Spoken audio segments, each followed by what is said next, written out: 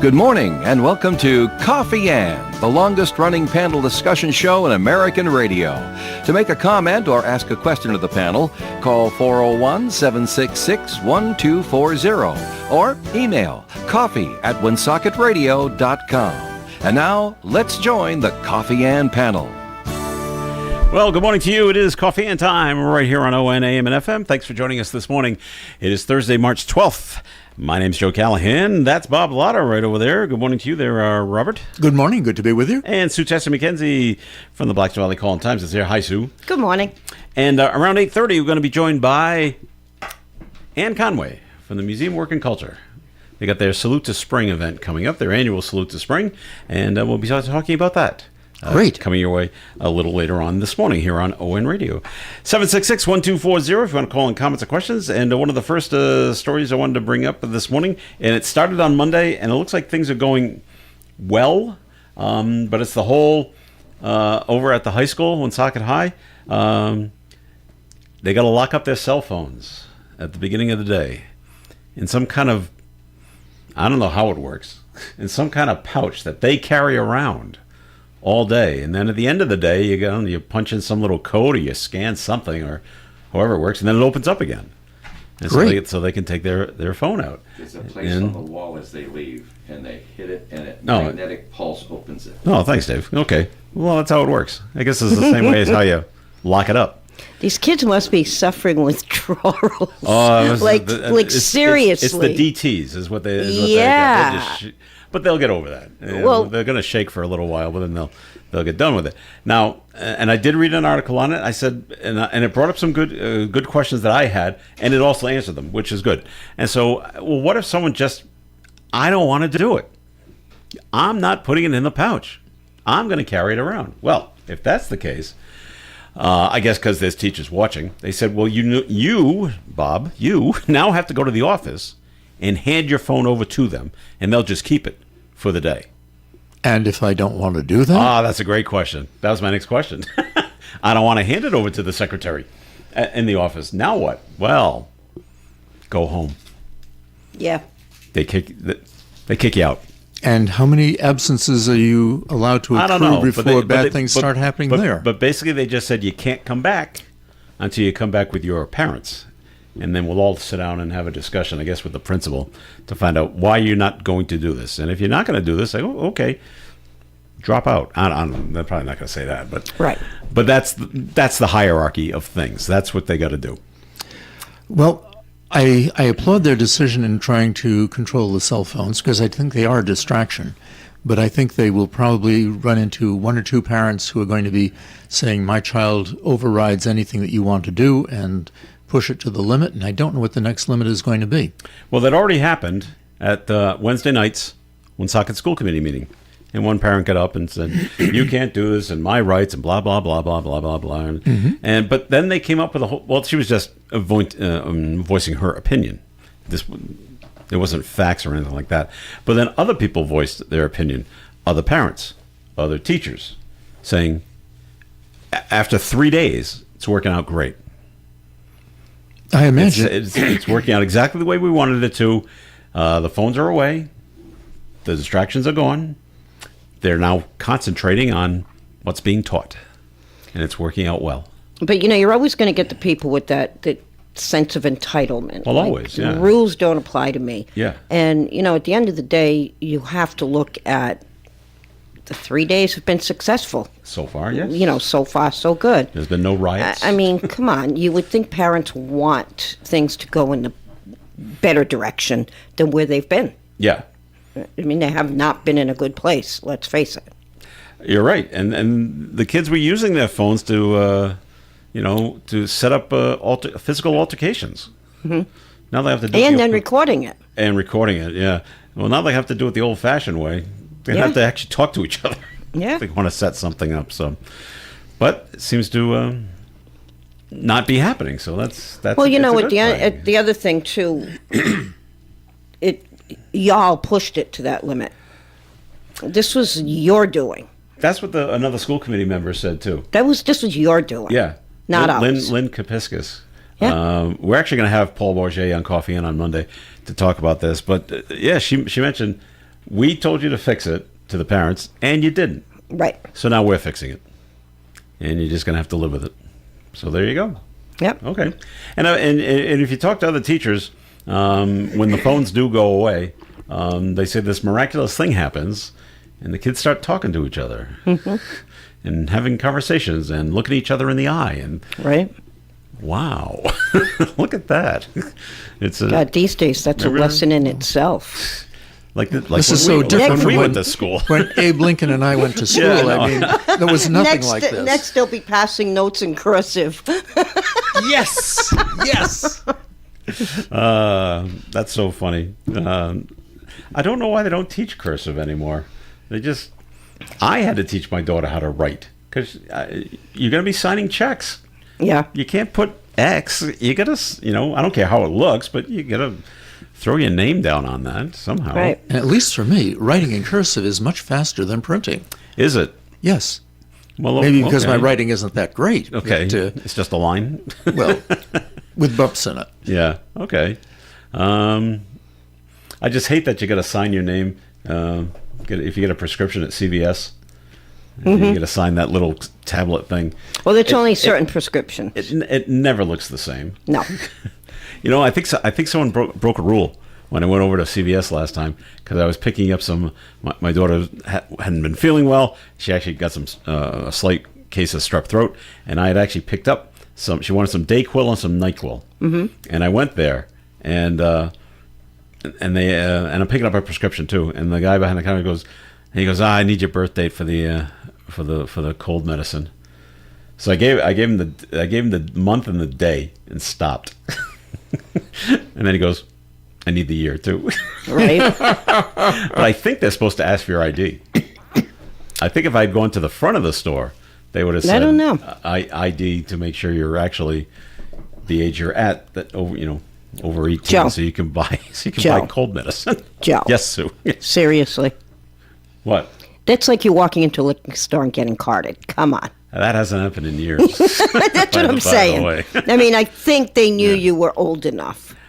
Well, that's what I'm thinking. He was actually using some intelligence, but they got to plug it in. They got to punch a number into the Well, computer. certain things, though, come up all automatically Yeah. in the system.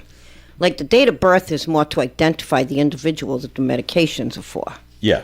So, well, all right. Something else cool happened yesterday while I was out and about, and I was at Walmart. Mm-hmm. Had to buy some kind of soap or something like that. So that's why I was there. And I'm looking at let's see, the total price came to like whatever the price came, and I put in a $20 bill, and the change came back, said you were supposed to get back $14.68. They don't want to give you back pennies anymore. Right. So they round it up in your favor. Great. I'm like, what? Unless They gave me 70 cents back. unless it's below, you know how when you in math, when you round Yeah. up or round down, Okay. it works the same way.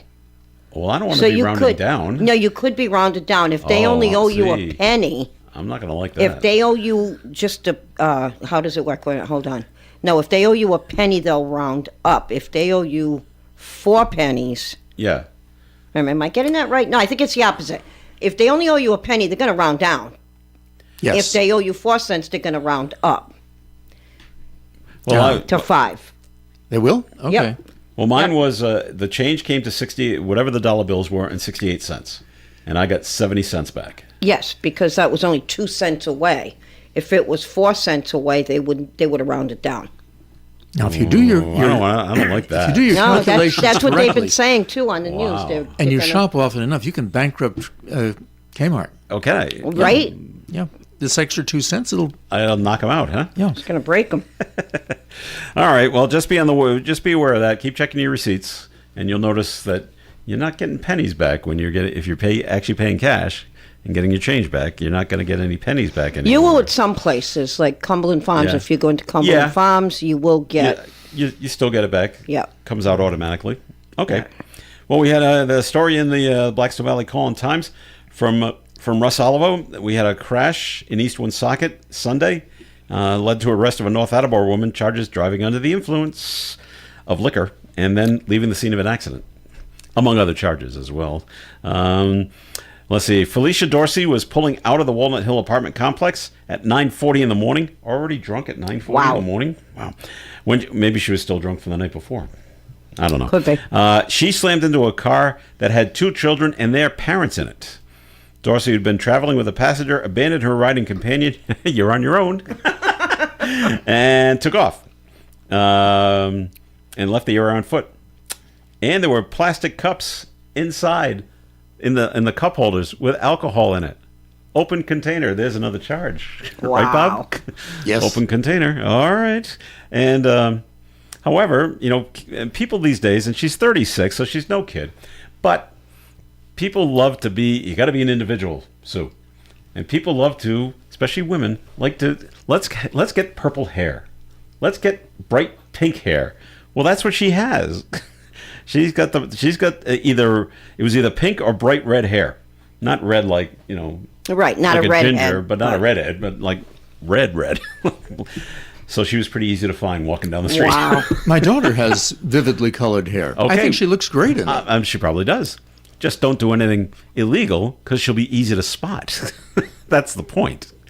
Well, actually, she has her hair. So right now, it's sort of a bluish color, and when you get to be my age, a lot of people who do color their hair are sort of bluish color. So, in a 70s crowd, she'll blend right in. Oh, all right. So other things, she didn't have a valid driver's license. Her blood alcohol, when they did test her, she had a blood alcohol of 0.10 to 0.15. What's drunk, Bob? Do you know? No, I don't. Top of your head? Let's find out. Look that up. I think it's 0.05, but I'm not positive on that. Duty to stop in an accident resulting in damage to the vehicle. There's a whole bunch of other things that she did wrong. But good story there by Russ Alvo. All right, very good. Bob. Yes. The ACLU of Rhode Island is expressing concerns about the state's facial recognition pilot program at courthouse entrances. Have you dealt with these facial recognition? No, I haven't. Right now, if you go into the courthouse, any courthouse in the state that's under the state rules. I don't know about the federal court down in Providence. Okay. But any Rhode Island state court, if you go into it, you have to pass through security. Now, attorneys have been issued cards from the Supreme Court that we can put over a scanner, and that will identify us and allow us to go in without being searched. Okay. But otherwise, you have to pass through being searched, and they go through your pocketbooks or your bags. Mm-hmm. And if you look like you're suspicious, they'll pat you down to make sure you're not carrying a weapon, and then they'll allow you into the courthouse. I'm not sure what the facial recognition document system is going to do. Is it going to immediately identify an individual as someone with a warrant out for their arrest and then notify the security at the courthouse, or are they just going to be keeping this and storing it somewhere for use in the future? Well, I don't know what's going on exactly in that regard. Did you find the blood alcohol content yet? I kind of did. Okay. What was hers? 0.10 to 0.15. 0.15. All right, that's severely intoxicated first. Okay. Off. All right, well, Sue looks that up. Bob, according to the Rhode Island Judiciary, they tell Channel 10 that the software at the courthouse entrances is being used for threat monitoring, and it's only accessible by the Judiciary security personnel. All right, so if I'm John Dillinger, and I'm trying to go into the courthouse, and it identifies me, is there somebody at the central station who's going to be contacting the sheriff down in the lobby of the courthouse and saying, John Dillinger just walked in and you should arrest him? Or is it going to, how quickly are they going to be able to respond to that? I don't think it's that kind of situation. It's kind of like you're coming in, we're taking a picture of you, and then if you start making threats to the judge, well, now we get a nice clear picture of who's doing the threatening. And we can pass that out to law enforcement. Okay. So 0.08. 0.08 is Which okay. I thought that's what it was, but I was close. I like to 0.05. check things off. Okay, so she was over the limit right there. If you're under 21, though, it's higher, right? Or lower. For drivers under 21, which realistically, you shouldn't be drinking anyway. Right, because you're under 21, but it's 0.02. Okay. Now the ACLU still believes there's a lack of transparency when it comes to how the system works, including which databases it uses, how long images are stored, and who can access the data.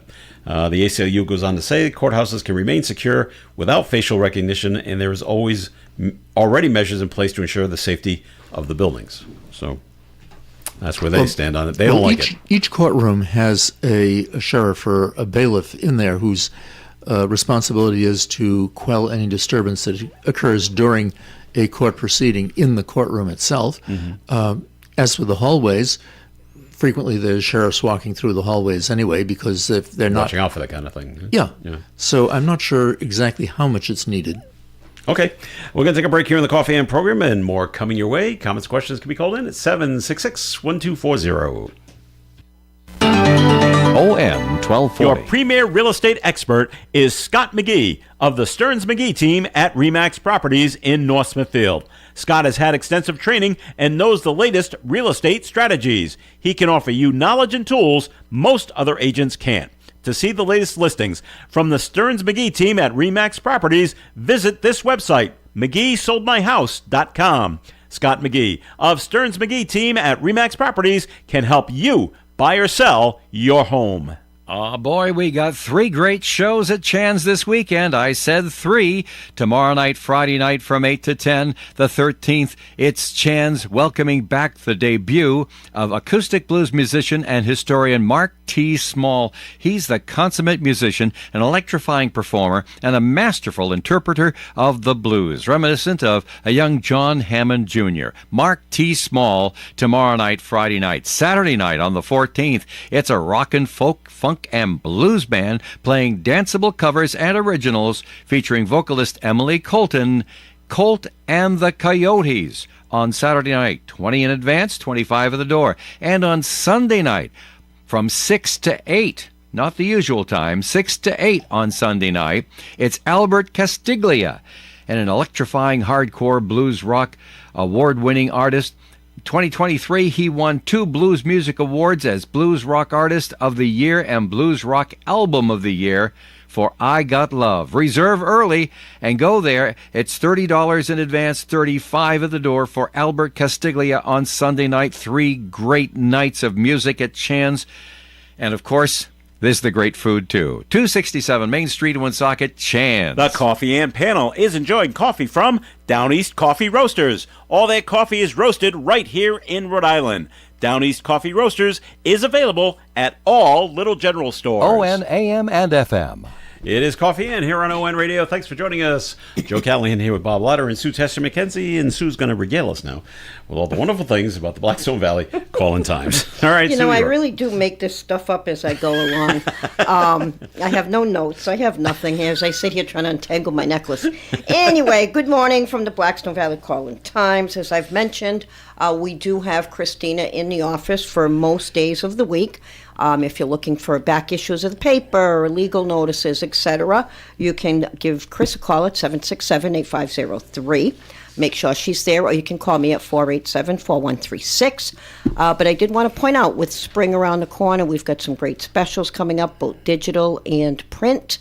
So if you're interested in any kind of advertising, or just have questions about the cost of advertising, you can call my cell phone at 401-487-4136. All right there, Sue. Thank you very much. I love how she can do that so spontaneously. Really? Yes, that's I don't great. know why you don't do that, Bob. No, I can't. Well, we had the story yesterday from Massachusetts Governor Maura Healey, and she wants to send $1,700, which wants the feds to send every household in Massachusetts $1,700, a little over $1,700, because of the tariff situation. And Dan McKee said, hey, Right? I want that too for the Rhode Island residents. So he's come out too. He sent a letter off to the feds and say, hey, $1,700 should come back to Rhode Island. Where'd they get the 1,700 figure? It's got something to do with, they came up with a number of $770 million is owed to each state for the tariffs things. And then you divide it by how many households. But what are in about the the companies that... Oh, she's gonna get technical, Bob. Well, yeah. I don't know how they came up with this number. No, just pick somebody. All right, you bought a car. You Yeah. were hit with tariffs. Yeah. So the dealer had to pay those tariffs, which were then passed on to you, to the consumer. Yeah. But in many cases, the total dollars weren't, because there were a lot of businesses that ate the tariff themselves. Well, in the story, it's just estimated that President Trump's tariffs measures raised costs for American consumers by more than $1,700 per household over the past year. Comes to about like $1,750, really. Okay, so I get that part of it. They're estimating it. So this is close enough. Now, neither the governor of Massachusetts nor Rhode Island considered it frivolous to spend the first-class postage to send this letter into Washington. What is that, 50 cents? 70-something cents, I think, now. But just the same, it's not going to do any good. We'll take that out of the petty cash. Okay. But they sent it off to U.S. Treasury Secretary Scott Bessent. Now, are they going to do anything with it? I'm going to say no. I mean, I'm not going to hold my breath waiting for my $1,700 check to arrive in the mail.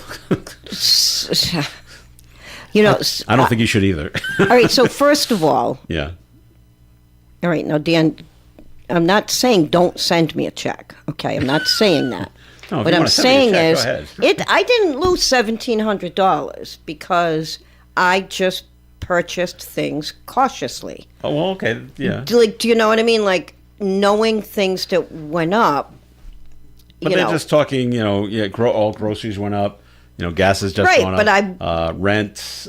Well, the rent, that's another story. I don't know. So, who came up with this? Yeah, well, I'm open. I don't know. I'm open. I'm not saying don't send me one. I'm just saying that I don't think everybody had that cost. I think a lot of businesses got hurt with that. All right. A note called in, 766-1240, just says, how many companies have agreed to build manufacturing plants in the U.S. because of the tariffs? Well, I don't know. I would suspect it's rather small. Yeah. All right. Moving on. Let's see if you're going to be driving down in Barrington. And do we go to Barrington often?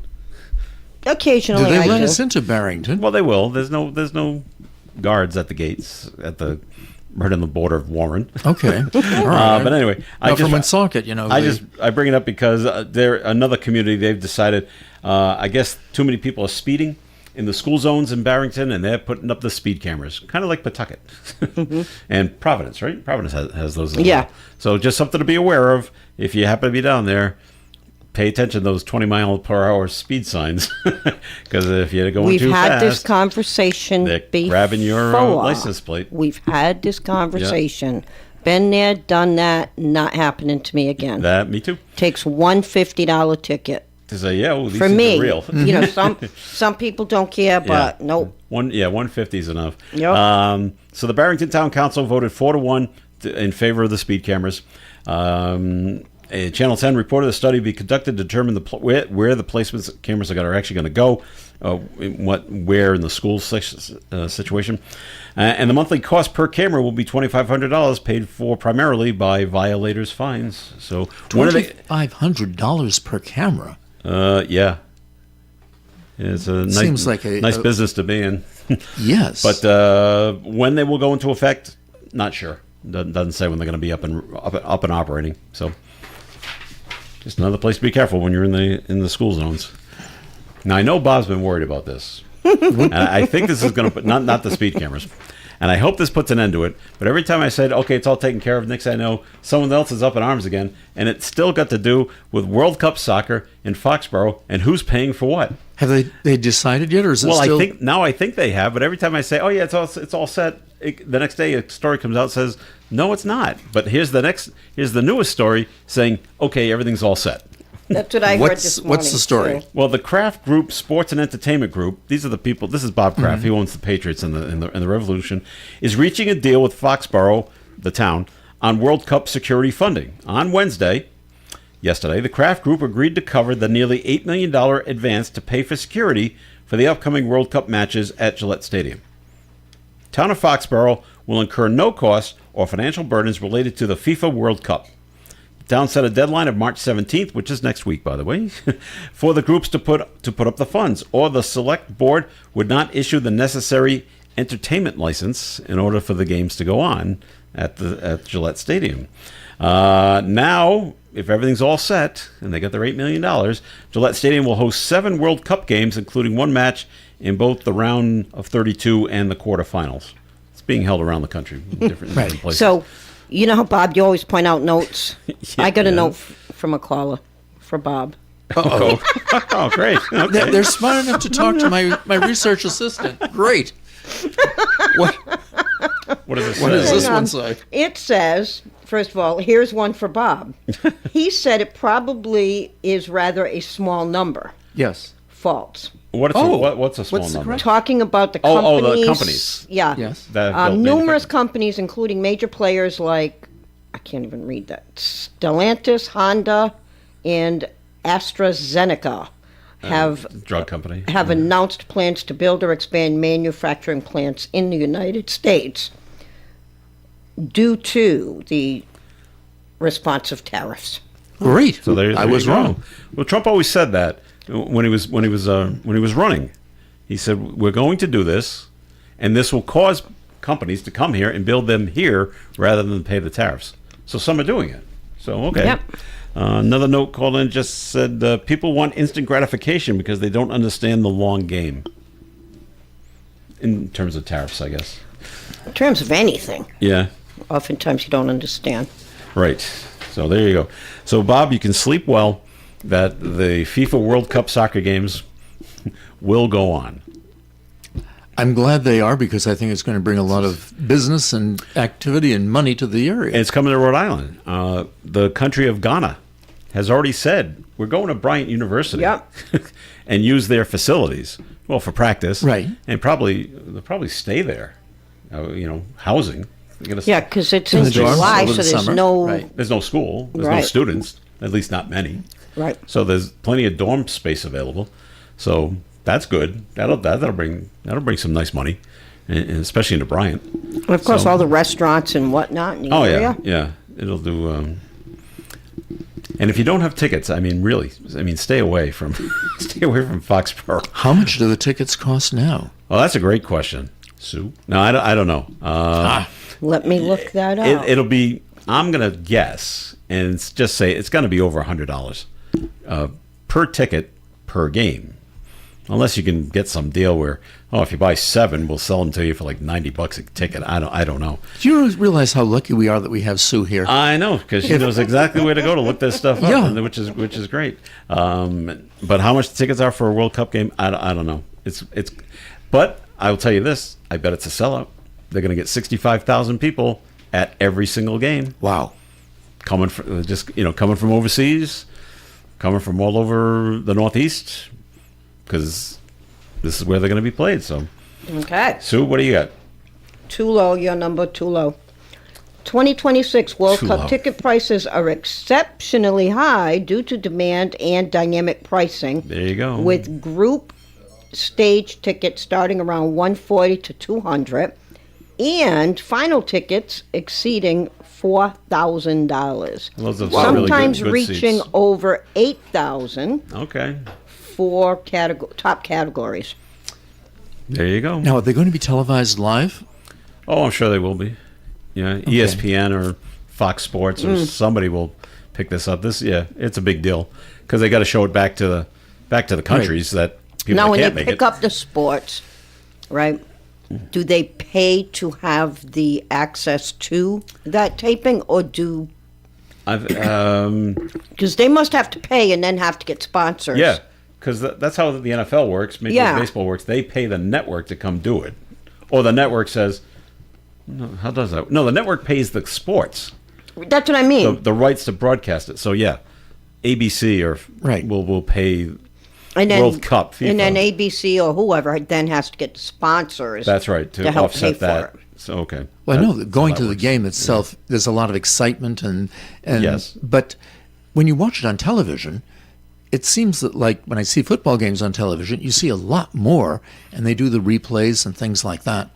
And for those of us who aren't real sports aficionados, they have the commentary that goes along and They'll tells have you that what's too. Mm-hmm. yeah. Although I had a friend who used to watch. He had originally had season tickets to the Patriots, and then because of health conditions, he had to stay home. But he'd watch the games on television with no sound because he didn't. He didn't like that. He didn't like that. He wanted to enjoy it the same way he would have at the stadium. Okay. Yeah. Well, there you go. I still know some with people with the crowd in the background. I know people that baseball games and football games, not really basketball and hockey. They will bring if you can, or their phone or a radio of some sort, and they'll listen to the radio broadcast of the game they're watching, not the TV broadcast. They like that a little better as they're watching the game. Right. Plus, there's no delay, which is big too. All right, we're going to take a break on the Coffee and Program, but Sue, it's time for me again. Yes, you again. Time for a second message from the Blackstone Valley Call-in Times. Well, kind of rushed through the last message about spring's on the horizon, and we've got some great specials, including advertising in our sister papers in the southern part of Rhode Island. We've got some great specials there, as well as what's happening in the summer, places to go, things to do, etc. So if you're interested in participating in that special, well, technically more than one of those specials. One is a magazine that comes out monthly with happenings, events, places to go, and things to do. You can call my cell phone at 401-487-4136. All right, Sue, thanks. And the Coffee and Program will continue here on ON Radio. That was my... Rain today, switching briefly over to snow before ending. Cloudy with the temperature falling to around 34 by 5 p.m. A northwest wind up to 30 miles per hour. New snow accumulation of less than a half an inch is possible. Tonight, gradual clearing with an overnight low of 27, winds at 25 miles per hour out of the west. New snow accumulation of less than another half inch is possible overnight. Friday's weather, increasingly cloudy, high near 41 degrees, west winds in the afternoon up to 25 miles per hour. Friday night, looks like a chance of some rain and snow mix overnight, and a slight chance of rain ending. Mostly cloudy skies, overnight low of 34, a 30% chance of all that rain and snow, little or no snow accumulation expected Friday night. Saturday, mostly sunny with a high of 47, breezy with winds gusting to 40 miles per hour. Sunday, mostly cloudy, high near 45, calm wind. Sunday night, 60% chance of rain likely, mainly after 4 a.m., cloudy with a low around 35. Monday, 90% chance of rain, high near 60 with a south wind. Monday night, 80% chance of more rain. Overnight low of 34, winds over 30 miles per hour from the south. Tuesday, rain ending, mostly sunny for most of the day with a high of 43 degrees, and Wednesday, mostly sunny skies with a high near 38 degrees. And currently outside the Navigant Credit Union broadcast studio on the corner of Park Ave and Kennedy Street, cloudy skies and a temperature reading of 52 degrees. The Crohn's and Colitis Foundation has been at the forefront of inflammatory bowel disease research and care for over 50 years. Learn more about research, education, and support at crohnscolitisfoundation.org. The most modern, state-of-the-art shooting range in northern Rhode Island is MTR Guns & Ammo in North Smithfield. Take your training to the next level. MTR Guns & Ammo offers 5 different memberships to fit your lifestyle, from casual shooters to dedicated enthusiasts. They do have yearly memberships, but if you're looking to try it out, then the monthly membership is for you. For $34.99 per month, you receive 1 hour per day of shooting anytime they are open, plus 1 guest pass per month. All memberships come with discounts, free rentals, and more. And there's never an initiation fee.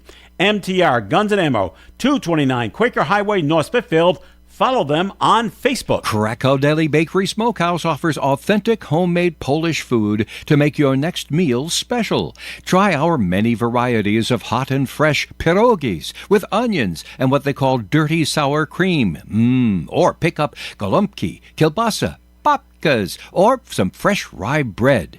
We also offer a large selection of specialty and imported foods. Open Tuesdays, Thursdays, and Fridays, 9 in the morning till 6 p.m., Wednesdays, 9 a.m. to 5 p.m., Saturdays from 8 to 5 p.m. It's Krakow Deli Bakery Smokehouse. Follow us on Facebook and learn about our weekly specials. Located at 855 Social Street, Woonsocket, Krakow Deli Bakery Smokehouse has all the authentic Polish foods you love. ON Radio. Coffee Ann here on ON. Thanks for joining us this morning. Joe Callahan here, along with Bob Lauder and Sue Chester-McKenzie, and we're being joined at the Coffee Ann table by Ann Conway from the Museum of Work and Culture. Good morning, Ann. Good morning. Thanks for being here with us. Thank you so much for having me. We're going to be talking to Ann in just a second, but Bob, it's time for a first message from your law office, please. Thank you. Good morning. This is Attorney Bob Lauder. I'd like to discuss with you this morning one of the more recent cases decided by the Rhode Island State Supreme Court, which illustrates the obligation of any litigant to undertake prompt action when confronted with an issue involving litigation. The case is that of Majorca versus the State of Rhode Island, and it was decided last week on March 6th. In the Majorca case, in 1999, the plaintiffs acquired title to land in Westerly. In 2007, they decided they wanted to construct a house on the land. But inasmuch as the land was not connected to a municipal sewage system, they first had to secure approval from the Rhode Island Department of Environmental Management to construct an on-site water treatment system, septic system. DEM denied the application because it determined that the ground level of the water on the plaintiff's land was only 5 inches below the surface, rather than the 12 inches that was required by DEM regulations. The plaintiffs weren't happy about the decision, but they decided to wait and took no appeal. In 2020, 13 years after the DEM application, they decided that they really wanted to build a house, and they filed an action in the Superior Court. They argued that the DEM regulation prevented them from developing the land and deprived them of all economically beneficial or productive use of their land. They claimed that the regulation was unconstitutional, as it violated the equal protection, due process, and taking clauses of the United States and the Rhode Island Constitution.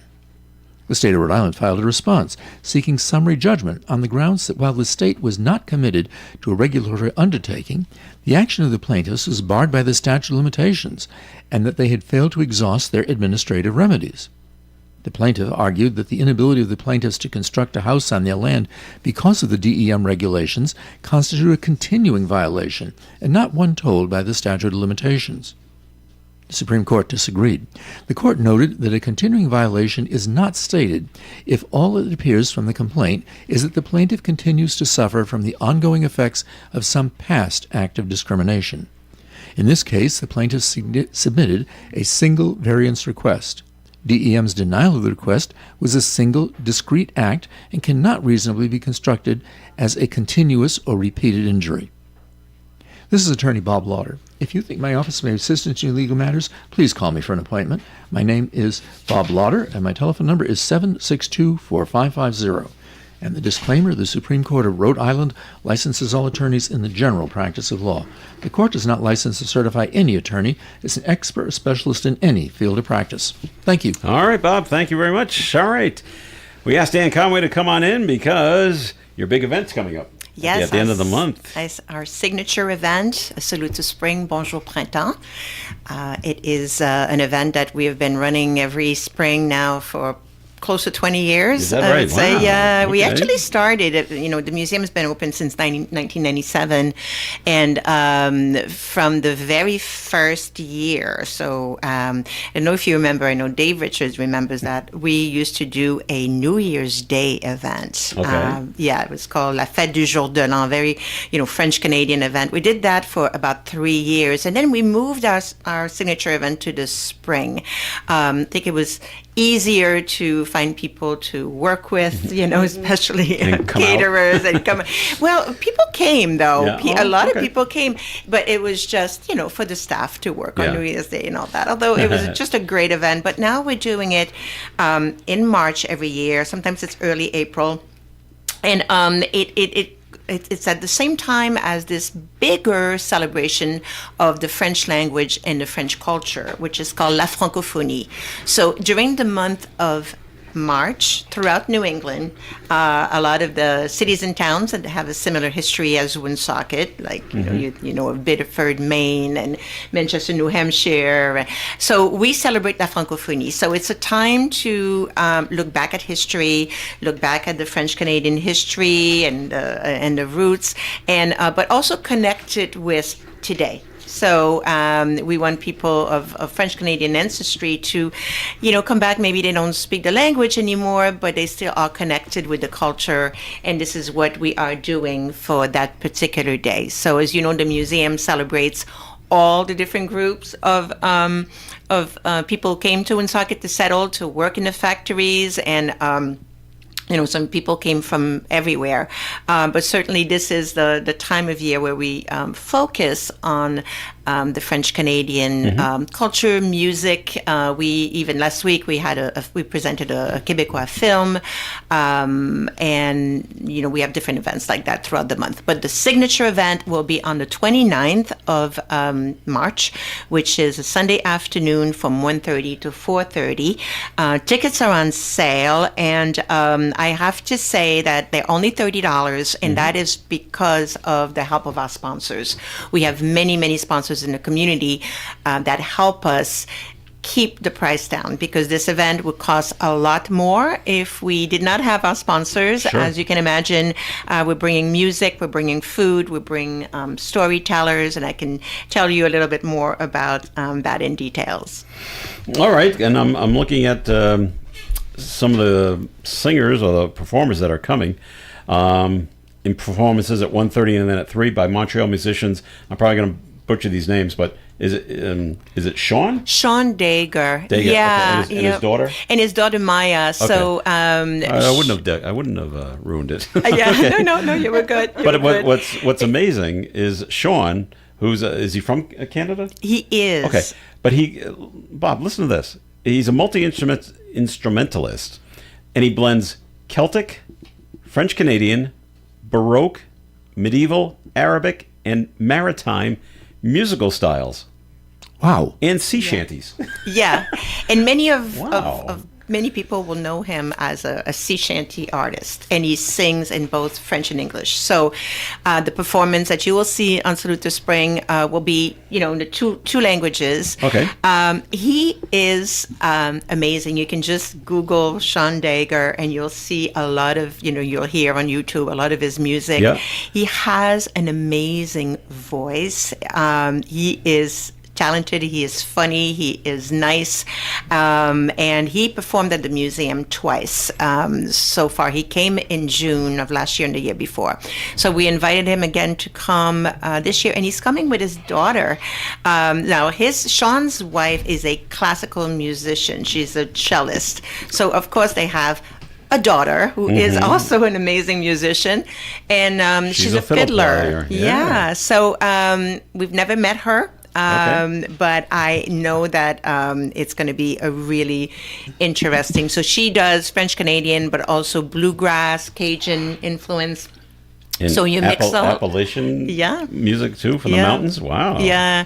So it's going to be a great show. So when you buy your tickets, you need to decide if you want the 1:30 show or the 3 o'clock show. So it's the same show, but because of, our fire code regulation at the museum, if you're familiar with our ITU hall, we can only seat 75 people at a time. So we only are selling 150 tickets. That's it, because it's 75 and 75. So we just ask you to choose the time, but it's an all afternoon event. So everything will be repeated throughout the day. So let's say you arrive at 1:30 for the 1:30 show. When the show is over, you can go listen to Joseph Bolton, and I brought his book here. Joseph Bolton is a local author. He's from Pawtucket, but he traces his roots back to French Canadian and First Nations of Canada. Okay, so we're going to talk about the book in a minute, but unfortunately Bob has got to go. Oh, okay. Because he's got court to get to, so the judge just won't wait. So Bob, time for a second message, and then we can let you be on your way. Thank you very much. Good morning. This is Attorney Bob Lauder. Frequently in my previous commercials, I've attempted to link the cases under discussion with the date of the commercial. Well, today is March 12th, and although other things may have happened on this day, the case I'd like to talk with you about has relevance, and it's an archaic case of Bailey Trustee versus Hopkins Trustee, and involves the title to ownership of a pew in St. John's Church in Providence, Rhode Island. This dates back to the days when parishioners purchased pews and had the right to sell and convey the rights of pew ownership to others. The case began in March of 1862, when Tristram Burgess conveyed real estate and an interest in pew number 84 into a trust, and instructed the trustee thereof to apply the income of the trust to the support of his wife and thereafter to his children. Tristram died about a year after the creation of the trust, and his wife died in April of 1879. However, in October of 1870, 9 years before the death of his mother, Arnold Briggs, one of the 6 children of Tristan, sold his interest in the real estate and the pew to Robert Wheaton. After the death of Tristan's wife, the question arose, could Tristan's son lawfully convey to another property which was not yet vested in him? The Rhode Island Supreme Court ruled that Arnold's interest in the property was clearly contingent. It was based upon the asset remaining in the trust following the death of his mother, the trustee having the right to dispose of the property during the lifetime of the mother. The court ruled that, on equity, it is well established that a deed which purports to convey property which is in expectancy or to be subsequently acquired, or which is not of a natural nature to be grantable to law, though inoperative as a grant or conveyance, will be upheld as an executory agreement and enforced according to its intent, if supported by valid considerations, whatever the grantor is in the condition to give it in effect. The issue then became, since Weston had paid money to Arnold, was Arnold entitled to keep the money, or did it go back to the trust? The court determined that Arnold could keep the proceeds of the sale, but they could be calculated in his share of the remaining balance of the trust upon the death of his mother. If you think my office may assist in your legal matters, please call me for an appointment. My name is Bob Lauder. My telephone number is 762-4550.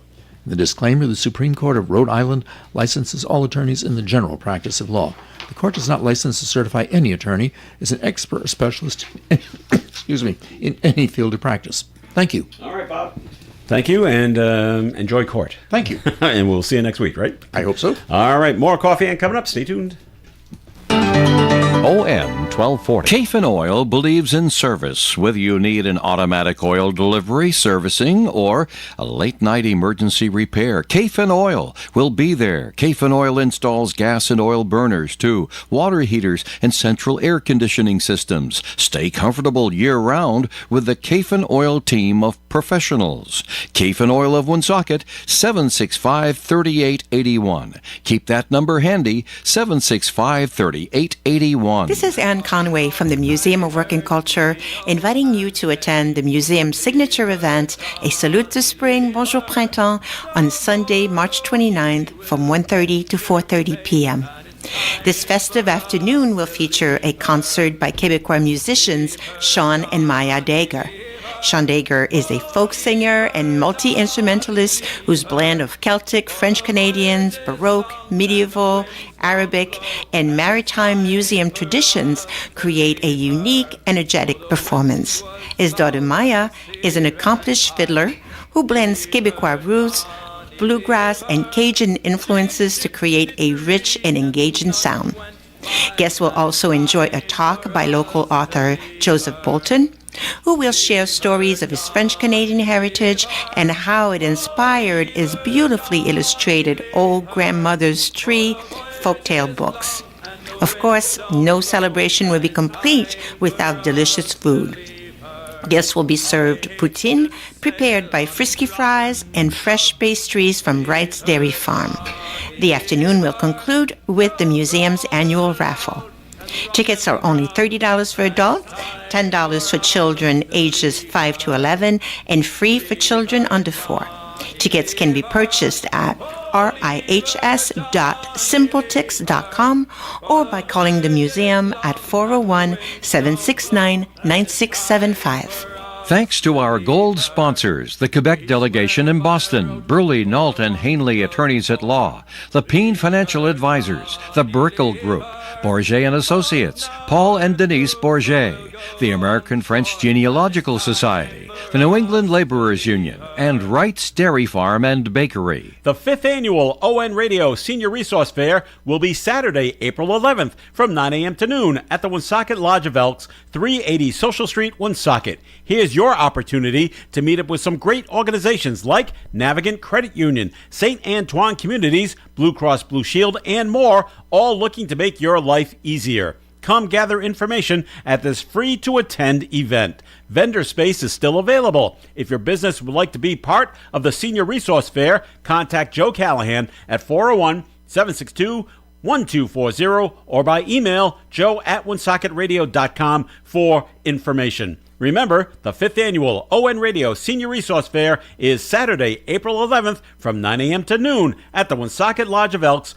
380 Social Street, Woonsocket. ON AM and FM. It is Coffee Ann here on ON Radio. Thanks for joining us this morning. Joe Callahan along with Sue Tesher McKenzie and Ann Conway for the Museum of Work and Culture. Bob Lauder had to go. And we talk about your Salute to Spring, which is coming up on Sunday, March the 29th, 1:30 to 4:30 in the afternoon. We talked about the music, and then you were bringing up that local author from Pawtucket, Joseph Bolton, will be there. Will he be reading from his book, Old Grandmother's Tree? Yeah, so he will read from his book. He has two, actually, books. They are French-Canadian folk tales, really beautifully written, but also the books are beautiful. I brought one example, but the illustrations in the books are, they were done by someone by the name of Natasha Pelly-Smith, and they're just such nice books. They're not just for children. I mean, they would be great for children, but I think they are for people of all ages. Joseph is a great speaker, very animated and entertaining, and I think everyone will enjoy listening to him. Where did he pick up the folk tales from? From other people? No, they're all his own. He came up with them. Yeah. He wrote. Yeah, it's a collection of folk tales that he wrote, inspired by his French-Canadian heritage, but also he goes back, I think, 9th generation to some Native Americans of Canada, First Nations. So he's got that also inspired his folk tales. So really interesting. And, of course, the day could not be complete without some great food. Everyone knows that ever since we've been doing Salute to Spring, we serve poutine. You know what poutine is, right? The French-Canadian dish of French fries and cheese and gravy. So we invited Frisky Fries. They have a location, I think, in Providence and Cranston, but they have food trucks we see everywhere.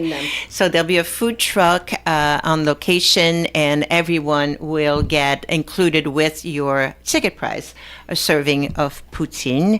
Now you must have tried their poutine, and I have. Yeah. They are. I think they're one of the closest to the traditional ones that we get in Canada. They make a traditional poutine, and everybody makes different poutine, which is fun. People can get super creative with them, but a lot of people look for the traditional poutine, and just like traditional meat pie. There are slight variations to a meat pie, but they want the traditional meat pie, French Canadian meat pie. Yeah. So and then of course, one of our sponsors has been there again from day one with us, Wright's Dairy Farm and Bakery. They are actually, this is a donation from them, so we are so grateful, but they are going to bring pastries for everyone. So we set an area in the museum that people can sit down and have pastries and have coffee and chat. And on the side where we're going to serve the poutine, we're going to have Ciro's on site with a bar, so people will be able to purchase beer and wine, but we'll have free soda and water, and that is provided by Little General Store.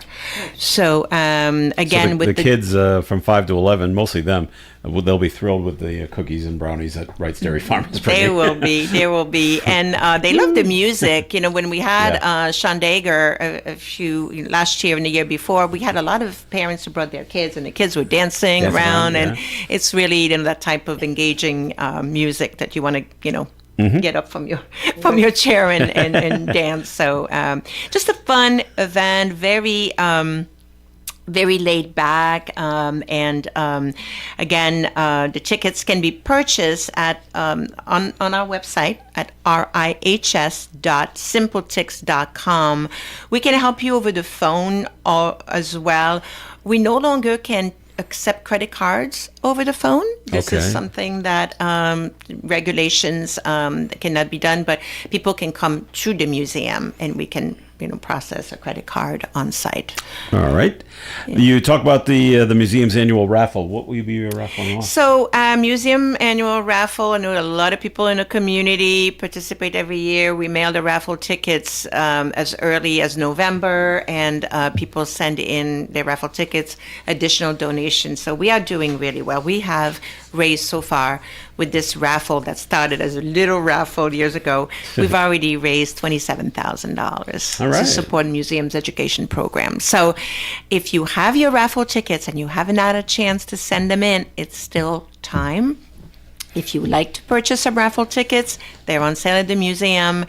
Our goal is 30,000, so we still have a few weeks. We're hoping that we are going to reach our goal, but it's a great way to support the museum. And all that money stays right at the museum? It stays right at the museum, yeah. We are part of the Rhode Island Historical Society. Right. So I work for the Rhode Island Historical Society. Although we have our own budget within the Historical Society, so all the funds that come in will directly support our museum program. So it is something that, people ask, and, we do. And with that, we can also sometimes be able to do some upgrades within the museum, or so it's really great to have. And or bring in other speakers, other events. Exactly. So it is. We are going to have raffling some great prices, gift certificates from area restaurants, of course, some venues. We have theater tickets. The Stadium Theater always is a great supporter of our appeal. We have PPAC tickets. River Falls just donated a $50 gift certificate this week. So you'll recognize the places. They're all, local, but just a lot of fun, venues and a good, value. Everything is about $50 and up, everything that we raffle. So, all right. Yeah. You mentioned at the beginning that, ticket prices are $30 for adults, and you try to keep it as low as possible, and it's because of the sponsors that you get. You want to read off your list of sponsors that you have? Yes, absolutely. So we have sponsors at 3 different levels. So we have our gold sponsors, the Quebec delegation in Boston. They been a wonderful partner to work with. Bruley, Nold, and Henley, attorneys at law, Lepine Financial Advisors, the Brickell Group, Bourget and Associates, Paul and Denise Bourget, the American French Genealogical Society, and Wright's Dairy Farm and Bakery. And then our silver sponsors are the New England Laborers Union, the Rhode Island AFL-CIO, David Susi, the National Education Association of Rhode Island, Renee Darling and Ron Miller, the Rotary Club of Woonsocket, and the Consulate General of Canada. And then we have our bronze sponsors, who are Woonsocket City Council President Daniel Gendron, the Northern Rhode Island Chamber of Commerce, Sheehan Printing, Wealth Management Resources, Hunter Insurance Company, and Little General Stores. So I know that everyone listening today will have recognized probably, 99% of these names. And again, I can't thank all of our wonderful sponsors enough for their support. And they support this event, but they also support other events that we do throughout the year. And it's wonderful to have this community that really cares about the museum. You must be happy to see the Salute to Spring, how it's grown over the last 20 years? Yes, it's wonderful. And again, I wish we could accommodate more people. We always turn people at the door. Wow. And people every year will say, people come in and say, oh, we didn't know we were supposed to buy tickets ahead of time. It's everywhere. It's in every press release. When you read the newspapers, you'll pick up the call. If you heard about the event, you heard there had to be tickets. Yeah, really. Unless it was hearsay, somebody said so-and-so told me about this. Yeah. Right. They might not pass the pertinent info. But, yeah. But we're running quickly running out of time, I should say. So the Museum Work and Culture, their Salute to Spring is Sunday, March the 29th from 1:30 to 4:30. So you got time to get your tickets. They can be purchased at the Museum of Work and Culture. Just come on down, right? And yes, purchase absolutely. them there. Or you can go online, RIHS.SimpleTix, and Tix is spelled TIX. That's all one word, simpletix.com, and you can purchase them that way. Kids 5 to 11 are $10 per ticket, and the under 4 crowd is free. So Correct. That works out very nicely. Yes. So great entertainment and great speakers and great food, and it should be a lot of fun at the Museum of Work and Culture at the Salute to Spring, 1:30 to 4:30 on March 29th. Ann Conway, thanks for coming in today. Thank you so much, Joe. Appreciate it very much. Sue Tess McKenzie, thanks for being here as well. Thank you, and have a good rest of the week, everybody. All right, and we thank Bob Lotta for being here earlier as well. I'm Joe Callahan. Thanks for listening in. Always appreciated. Stay tuned for Gary Smith and the crew. Do you remember is coming up after the 9 o'clock news right here on ON Radio. Broadcasting live and local daily from the Navigant Credit Union broadcast studio at the corner of Park Avenue and Kennedy Street. This is WOON Woonsocket Radio.